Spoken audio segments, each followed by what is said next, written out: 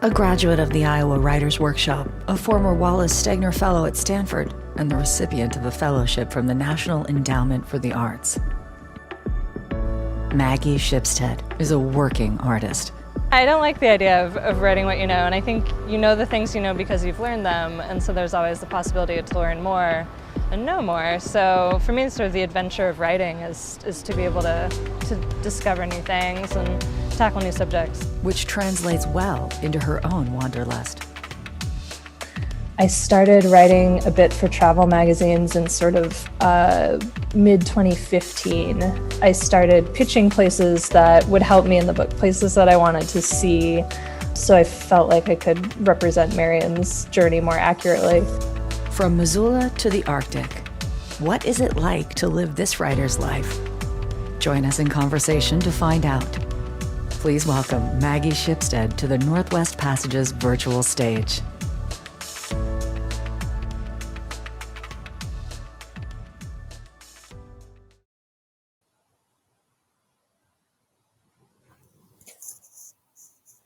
Oh, I can't hear you.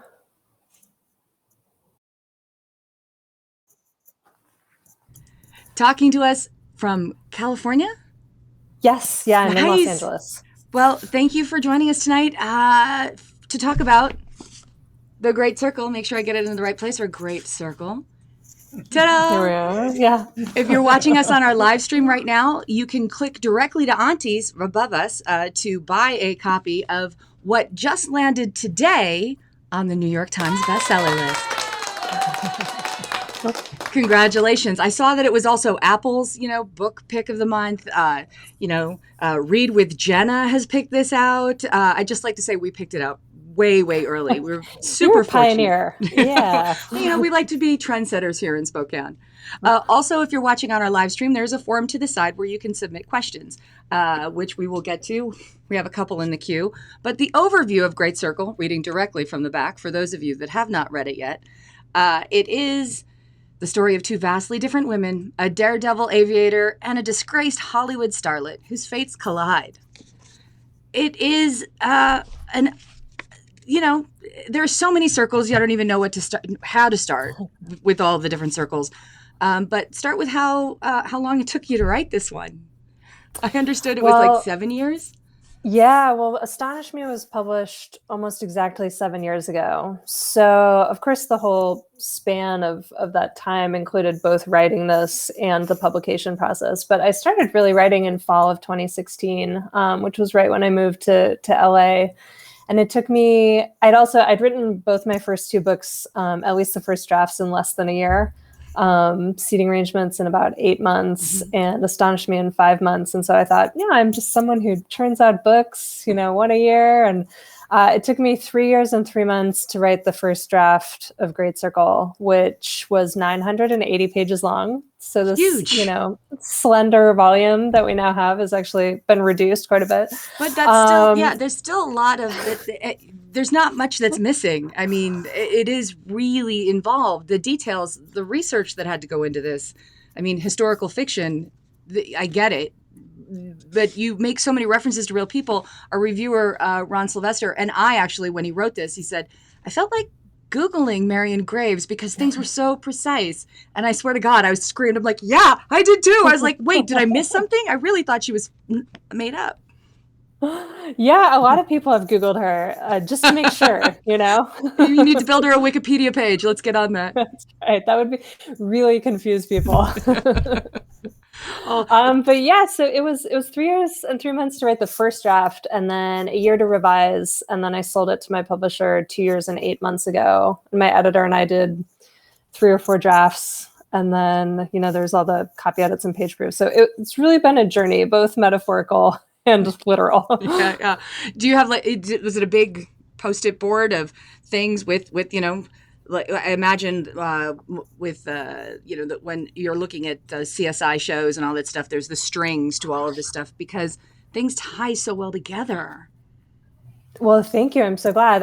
They didn't always. I never did sort of an external organization, and I don't plan books, so I really just had to start and see how it went. But I used writing software called Scrivener, which I've basically been doing a roadshow for on all my book events because there's an app for that. Yeah, literally. I mean, I could not have written this book without it.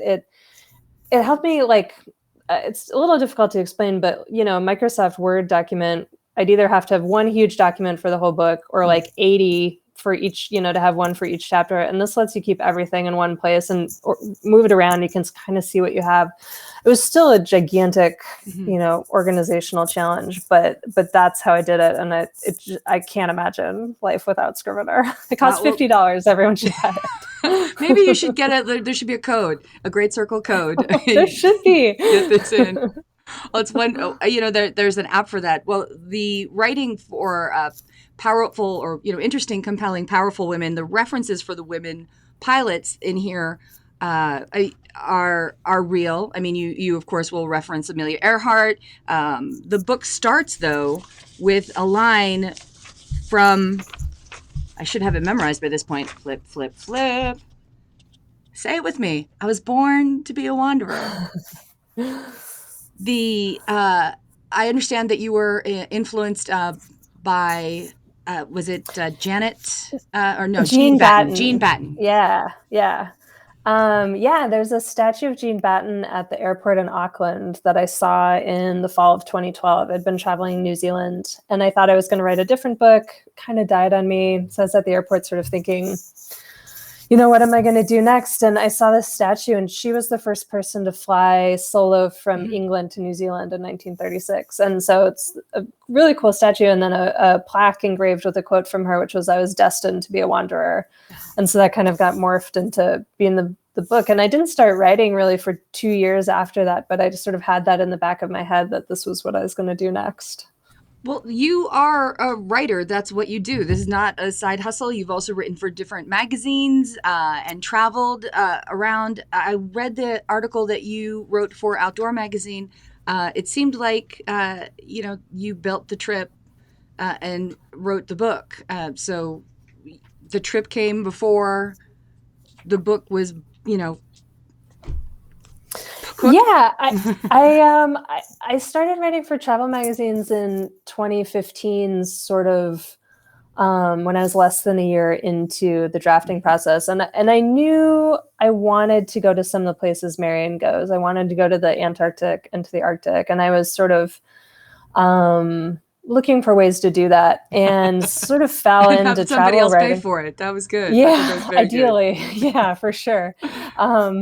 Sort of fell into travel writing and started pitching stories particularly to those places. And so then once they started to happen, my life kind of started to change in unpredictable ways. Like I was in a relationship with someone who runs trips to Antarctica, and, you meet people who then facilitate other things in different ways. And so, I've been to the Arctic 5 times and to Antarctica twice. And I think it was also a function of editors being like, well, Maggie loves empty wastelands and we have an empty wasteland we need someone to go to. Like, let's ask Maggie, which is great, for me. And it's been a real education. And then other places I would kind of happen to visit. And if they fit into the book, in they went. I was definitely taking advantage of.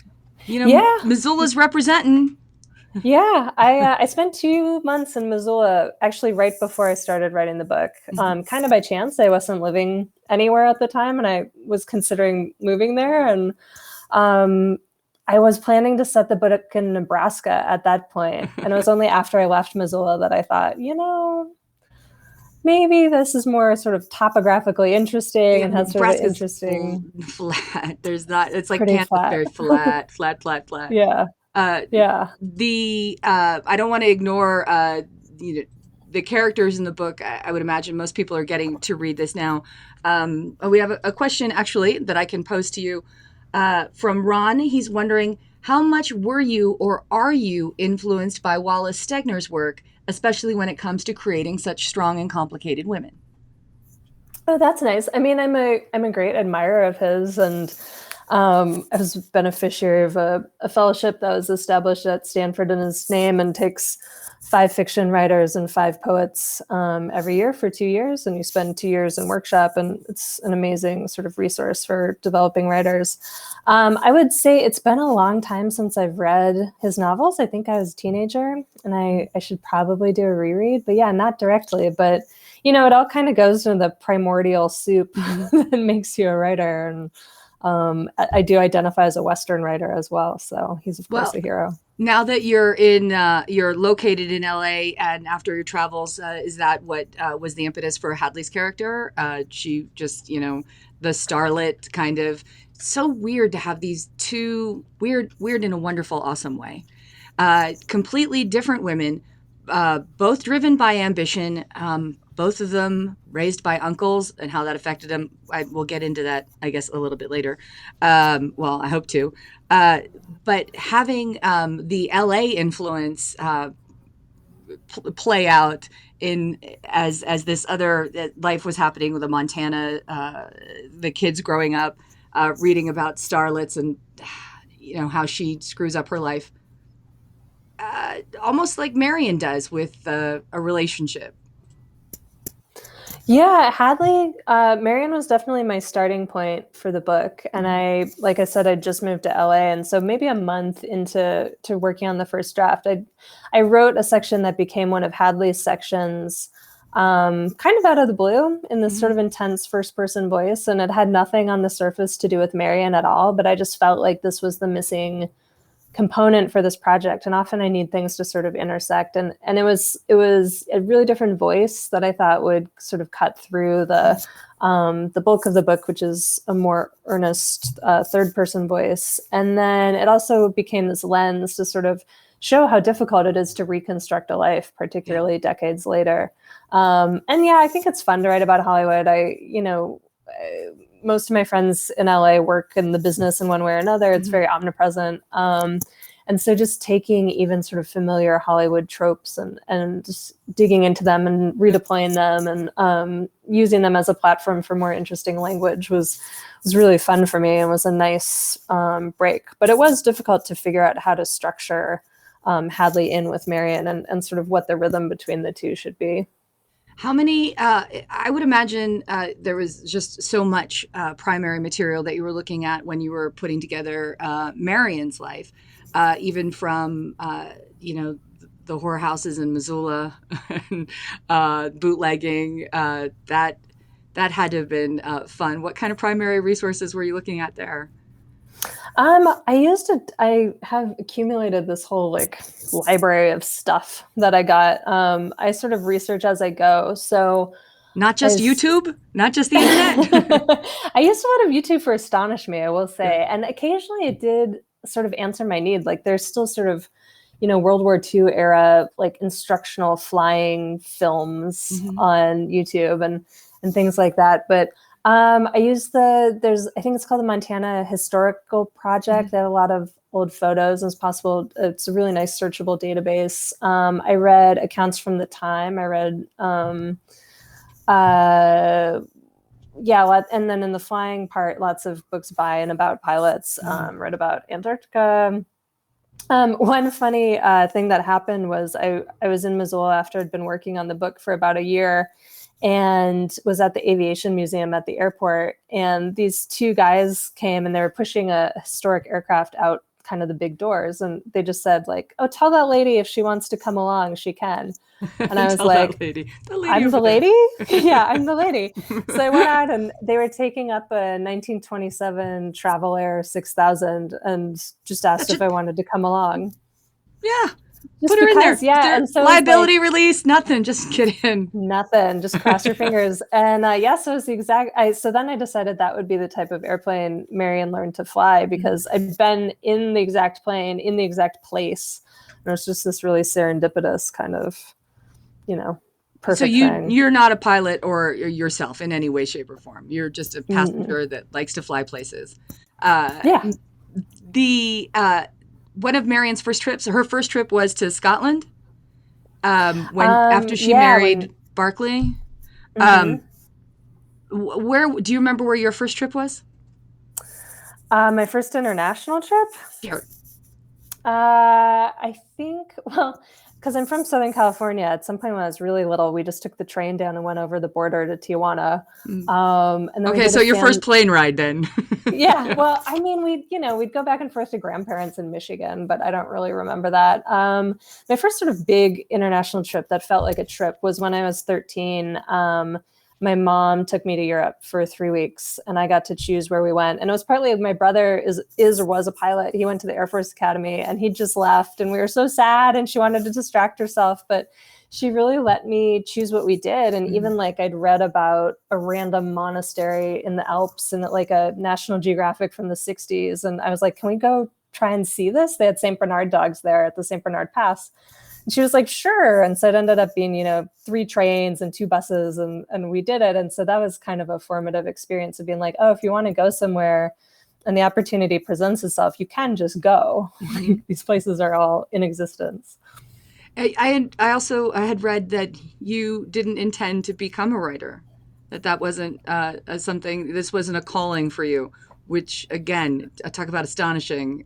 No, really? Yeah, not when I was, certainly not when I was a child or a teenager. Even in college, I was an English major and I took some creative writing classes. And I wrote a creative thesis. So I was definitely dabbling, but I was never kind of in love with the idea of being a writer. It seemed really hard. It's hard to imagine writing a novel until you do it. And it is hard, Yeah. And so. And you're still doing it. I know. Yeah. Strangely enough. So I graduated and I had 1 year in between college and when I went to Iowa. And that year I was just sort of cast like, I don't know what to do. I worked at a law firm. I sort of thought things over and applied to Iowa. And so it's really there when I was already in my MFA program that I started to be more serious about it. And I think it was helpful. I think not having this vision of myself at a typewriter took some of the pressure off. I could be just sort of who I was doing what I was doing and not trying to achieve this romantic idea. Well, your research skills are so on point. You could have been a librarian with all of the stuff that goes in, although maybe it's not cataloged correctly because of your system with the stacks of things. I am very detail oriented, so I got that. Librarians. Yeah. we can get that. There are the details in here they're just delightful is not even a good enough word. The everything that is described, you really feel like you're there, which was a treat, an absolute treat and a delight to read. The experiences that Marion and her twin brother Jamie have as a child, running around wild in Missoula, or how they are then able to move forward from what was very odd circumstances. They were raised by their uncle. Hadley was also raised kind of by her uncle. Can you speak to those two parallels? Yeah, that came in a bit later. I think my initial draft, Hadley had not been raised by her uncle. And I felt sort of the absence of some sort of concrete tie between them. And I wanted Hadley to sort of look at Marion and see and feel like maybe there's some information there. Like Marion to her is sort of like tarot cards or tea leaves. And Hadley's very lost. She's just sort of embarked on this she's been in a really high profile relationship, which she sort of publicly blew up. She's trying to decide what to do with her career, how to manage her fame, all these things. And so when the chance to play Marion in a biopic comes up, she sort of starts looking at her like, what's in it for me? And so this connection with the uncles was something I wanted. They're both sort of functionally orphans. Hadley's parents died in a small plane crash. But really, I think too, what ties them together is just that they're both people who are trying to figure out sort of how to spend their one life, And I think Hadley envies Marion's knowledge that she must be a pilot, and maybe thinks that Marion had it all figured out because of that, which Marion didn't quite. She had to work very hard to sort of maintain her unorthodox life. But yeah, Hadley is really seeking inspiration in Marion, and the commonalities between them I wanted to be, ever so slightly spooky, but also to drive the connection between the characters.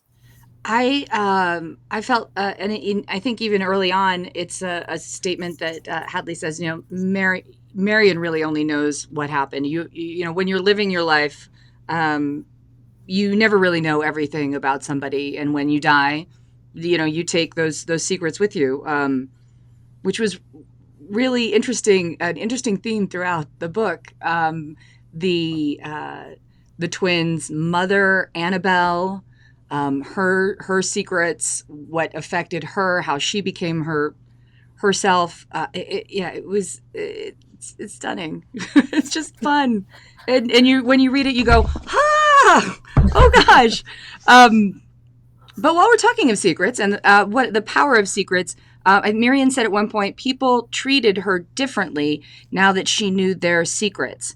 Hadley tries to find out secrets, and then I think she accidentally, she's doing this because she's been cast as a role, and people start bringing her information.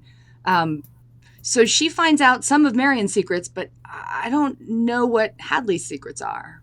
Maybe I needed to read better. Does she have some? She doesn't really, or her secrets are always on the verge of becoming public knowledge, which is, the life she's living. Great liability.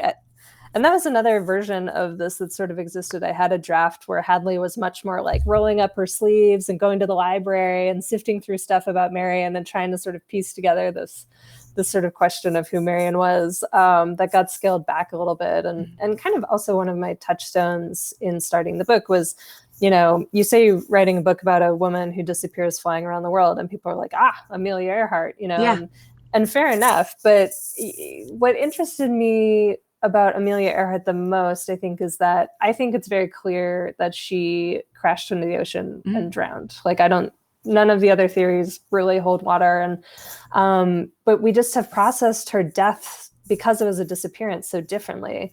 And so that idea that lives disappear and erode and vanish, or all these things, was also one of my big preoccupations sort of throughout the book. Grizzly in the water. I meant to look that up before I got on the phone with you. Sitting in the water grizzly is a real person. Yeah, I was like, I'm going to Google that before I talk to her so I don't look completely inept, but that's fine. How did you stumble across that story? Yeah, so most people won't have read because it just came out, but it is number 14 on the New York bestseller list, so people will be reading it. I hope so, yeah. Sitting in the Water Grizzly was a Native person, a person we would now call transgender probably, and might be called two-spirited, and was a real historical figure. I came across him when I was doing some Montana research, just in the diaries of explorers at the time. And so David Thompson, who's going west, a Native American girl married one of his men, and it didn't work, created chaos for various reasons, and she disappeared. And when David Thompson next encountered her, she was living as a man, and had a wife, and was sort of a prophet for pay in the region. And so Sitting in the Water Grizzly sort of flits in and out of these historic records, like John Franklin's accounts of his journeys. A traveling Jesuit priest writes about him. And what was so interesting to me is I think, the Native people were so other to these explorers already that when they met someone who had changed gender, they're just sort of like, there's really no alarm. It was very interesting. It was an interesting acceptance. And I also thought it was interesting that Sitting in the Water Grizzly was a sort of master linguist and spoke many European languages and also a lot of different tribal languages. And so there's something about this person that was really in between and became sort of a guiding light for the book in a small sort of background way.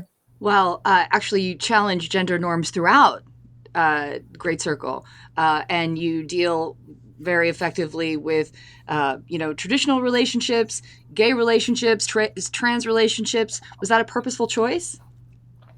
Not really. I think because it reflects the lives we have now, so that makes it very now. But then it's like, oh, okay, so this has been around for a while in this historical fiction. Yeah, well, that's exactly the thing. I mean, those relationships have all been around for a while, and so I think someone like Marion, I never she wouldn't have had any vocabulary for gender identity. And so she has this really feral childhood where it doesn't occur to her that being a girl or woman will be any sort of limitation on her certainty that she must fly. And then as she gets older, she starts to bump up against these societal restrictions. And so there are times in her life when she finds it sort of helpful or efficient to present herself as a boy or a man. With the assistance and knowledge of, Jamie knows that she's doing it. Caleb knows that she's doing it. For those that haven't read the book, Jamie is Marion's twin. Caleb is their longtime friend that sticks around forever. Yeah, and I think too, just being on the frontier, or what was called the frontier too, it's sort of. There was a little more room to be eccentric in this particular way too, and she also doesn't really think about defining her sexuality. It's more just she encounters people. Somebody asked me when I was writing it, is it a love story? And I said no. And then when I thought about it, I sort of thought, yes, it is the story of all her different loves and the different forms they take, and the role that love plays in her life. But it's just not a marriage plot. No. Well, no. And actually, neither one of, there's a question from Liz asking that marriage and relationships are challenges for both these women. And is that because of their ambition? Yeah. I mean, I think there's a lot to that. I think for Marion in particular, when she knows that what's most important to her is freedom, she just has to constantly guard it. She's sort of hyper vigilant against letting anyone in that would then start to restrict her freedom, especially after her sort of disastrous marriage.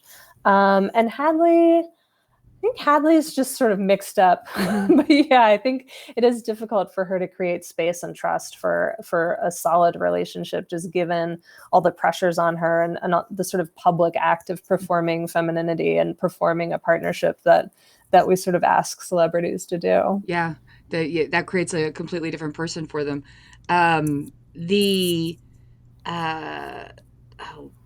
Both Marion and Hadley use sex though to their advantage to get what they want. Yeah, I mean, Hadley has sort of a Me Too moment, which I believe I wrote before the Harvey Weinstein news broke. But even when that news broke, I've been talking about this a bit, I don't think anyone was that surprised. Like even people who had nothing to do with Hollywood knew that Harvey Weinstein was a sexual predator. And so it was both a journalistic bombshell, that was sort of painstakingly built by journalists, and then also not a surprise to anyone. And so, yeah, I wanted to kind of bring that into the story and do something different with it. I had a conversation, online conversation with Curtis Sittenfeld, and we were talking about this issue of taking things that are familiar, that the reader might already have an opinion about or knowledge of, and then making something different with it. And her analogy is that it's like, if you're talking to someone and you're describing a person but they don't, that's a different kind of conversation than when you're talking about a mutual acquaintance. And so in some ways, events like this are sort of mutual acquaintances between me and the reader. And so it's a little bit of a head start or something. I think that tension is really intriguing to work with. Yeah. Can you talk more about, there are multiple, there's so many great circles. There's so many circles throughout this book. Juggling them all, thank goodness you had the app to help you out, or the writing program. But there's, and I may or may not have glazed over like math things, but I understand that that's the impetus for the title. Yeah.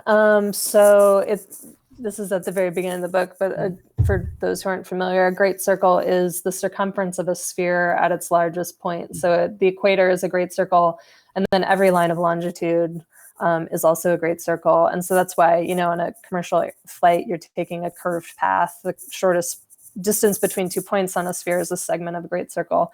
So I like the idea that there are infinite great circles going through the poles, like Marion's journey. And the sort of circularity was intriguing to me as well, because she doesn't complete her flight But I always wonder what it would have meant to her if she had, because all this work and danger to fly this circular path, and then your reward is to be back where you started, and the horizon stretches out again.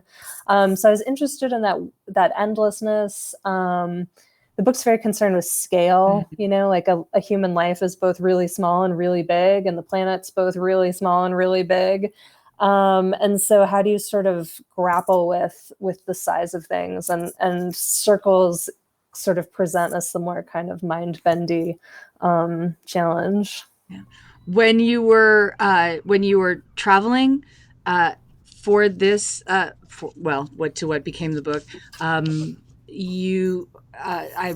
read in that I think it was in the Outside magazine about being on the horizon and just seeing nothing, just being in the middle of that nothing Oh space. Yeah, in Greenland. So as I said, I wanted to go to Antarctica and did, but when you go, you go on a ship and you see the coastline. It's possible to fly into the interior as a tourist. It's prohibitively expensive. But it was because of Marian's story. I really wanted to know what it was like to be in the interior of Antarctica. So what ended up happening was that for Outside, I was doing a story about the unit of the National Guard that does all our polar airlift. So they go to Antarctica in our winter, the Antarctic summer, and then in our summer, they train in Greenland. And so I flew on a 4-engine cargo plane, the C-130, from upstate New York to Greenland, and was there with them for a few days. And we flew onto the ice sheet, the Greenland ice sheet, and landed on skis. And that I got the vision that I wanted, which in some ways is so simple, just this disk of white and this dome of sky. Nothing there, but the feeling of it was something I couldn't have quite imagined. And it goes back to this idea of scale. There was just a hugeness to it, and this feeling of being sort of on the skin of the planet.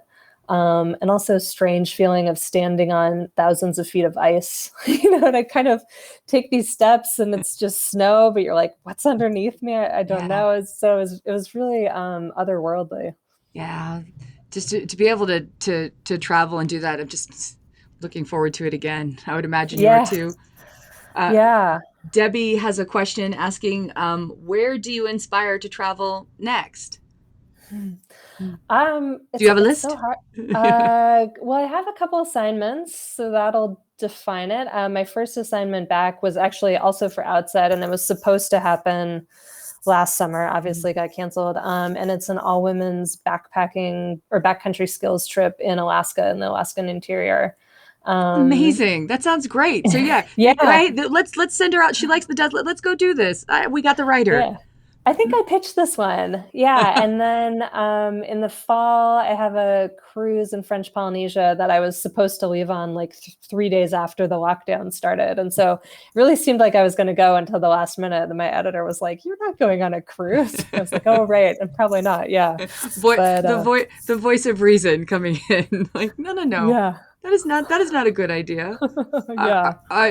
So aside from it being, working for the magazine, do you have other plans for more novels or more short stories, or how do you even plan if you don't know what you're going to write? Actually, you probably can't answer that question.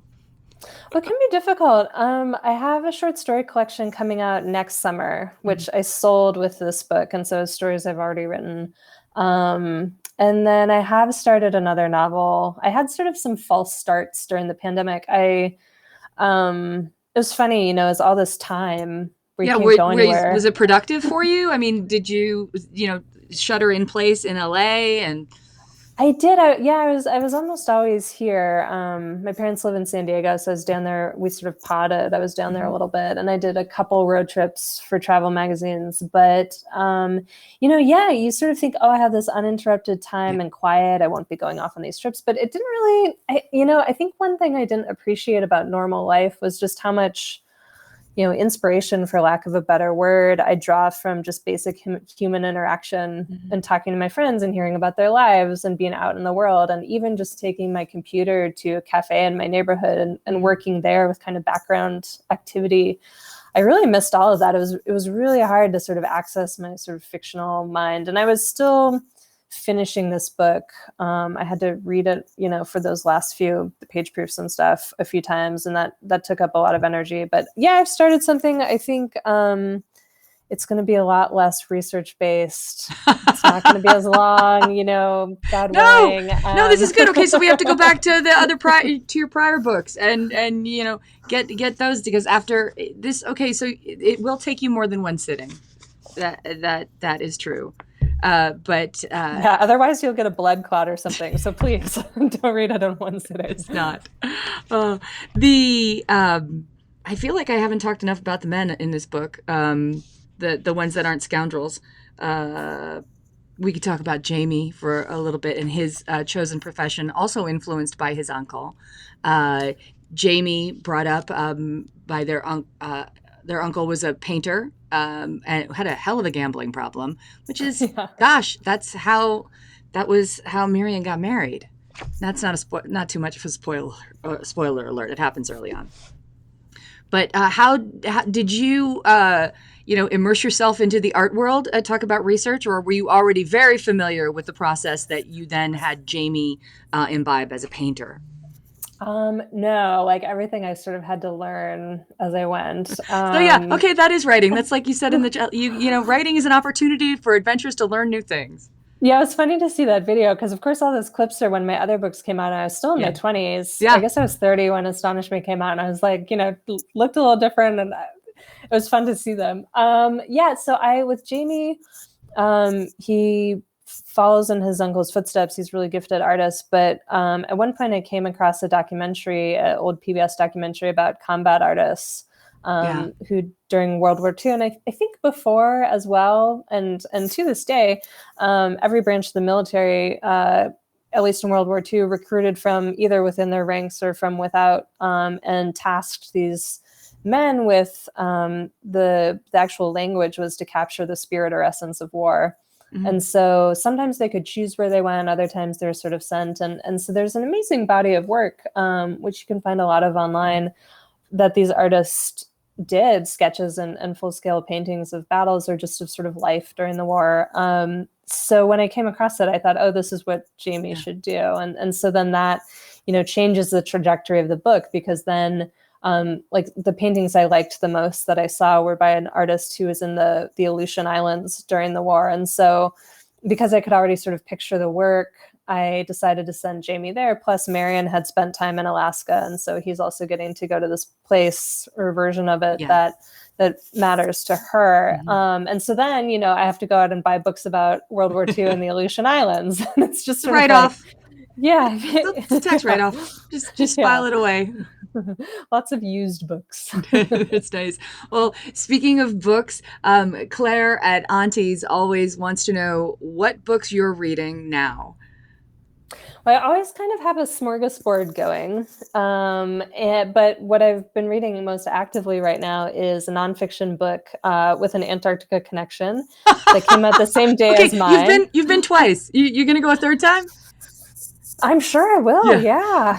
I mean, it's funny because guides who work there go all the time, and it's normal to go repeatedly. There's a very high carbon cost. That's my sort of. But anyway, so this book is called Madhouse at the End of the Earth by Julian Sancton. Okay. I'm doing an event with him next week, and it's about a 1898 expedition, a Belgian expedition. The ship's called the Belgica, and they got frozen into the sea, and so unintentionally wintered over in Antarctica, and their collective mental health deteriorated dramatically. And it's very interesting. It's very good. I believe you. That's good. But thank you very much for joining us on Northwest Passages. I am so thrilled to have a book to recommend because sure, everybody else is recommending it, but this one, The Great Circle by Maggie Shipstead, please, it is so amazing and intricate and great and fun to read. You won't throw it across the room at certain plot points if you get angry, because it's just still that compelling to read. Maggie, thank you very much for joining us on Northwest Passages tonight, and I look forward to you coming here live eventually when we can do these things in Spokane again. I'd love it. Thanks so much for having me. Thank you. All right, now we're going to do the Wheel of Names so we can find out who wins a copy of The Great Circle by Maggie Shipstead. So anybody that registered got a free ticket into our drawing and the opportunity to win this fabulous book. Okay. Here it is. Go. Ooh, the VRBO ad is up there. We can like get rid of We'll get it, I don't know we'll if get yeah, it centered somehow. yeah, there it'll show up there. See who it, I know your mom was registered too, so maybe I have Cynthia Bly. Hello! Yay! Fantastic. Well, Cynthia, send me an email, bookclub@spokesman.com, so that I know what your favorite part of today was. But you are a winner of this I'll get you a nicer copy of Great Circle. Coming up next week on Northwest Passages, all of our events are listed at spokesman.com/book club. We will be talking to Jennifer Longo, What I Carry. It's a book about a foster youth who is aging out of the system. Molly Allen will be joining us to moderate that event with Wishing Tree Books. And then coming up in June, we have Spokane's own Kate Lebo's book, The Book of Difficult Fruit. All of these books are available at our local independent bookstores, so please support local. And join us next time on Northwest Passages. Thanks very much.